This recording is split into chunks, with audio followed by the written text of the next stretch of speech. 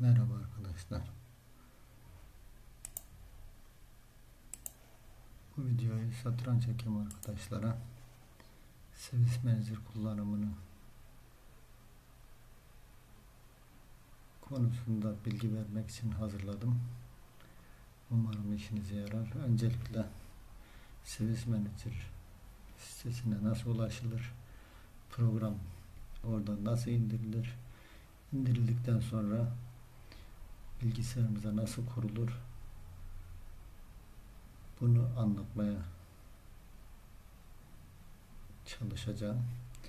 Öncelikle arama motorumuza Swiss Manager yazdığımız zaman karşımıza gelen buradaki adresi link ettikten sonra indirme sayfasından güncel Swiss Manager kurulum dosyasını indiriyoruz. Şu anda indirme işlemi tamamlandı. Bunu çalıştırıp kuracağız. Yine de çalıştır diyorum. Evet dedik. İlerleme butonlarına bastıktan sonra şu anda bilgisayarımıza masa üstüne Swiss Manager kısa yolu ulaşmış bunda. Buradan Swiss Manager ilk önce bizden dil bilgisini istiyor. Türk iş yazdıktan sonra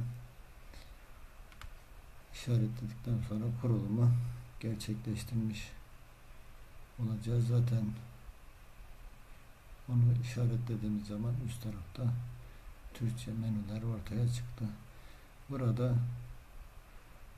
turnuvanın kısa yolları, Excel dosyaları için ayarlanabilecek kısa yol ve diğer kısa yollarımız var. Genellikle bu Excel için kısa yol kendimce oluşturuyorum. Siz de oluşturabilirsiniz. Tamam dediğimiz zaman kurulumu gerçekleştirmiş olduk. Şu anda bilgisayarımıza demo kurulum yüklenmiş oldu.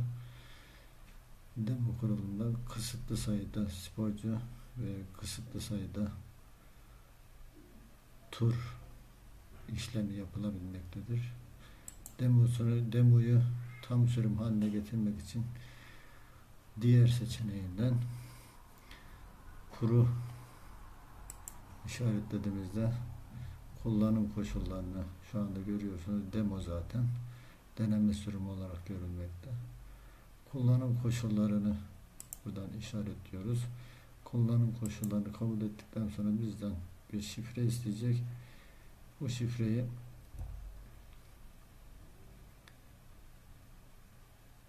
bağlı bulunduğunuz il temsilcinizden, il hakem kurulundan alabilirsiniz. Şu anda ben demo sürüm kurulum üzerinden işleme devam edeceğim. Burayı kapatıyorum. İlk videomuzda bu bilgiler şu anda yeterli. İkinci video için görüşmek üzere.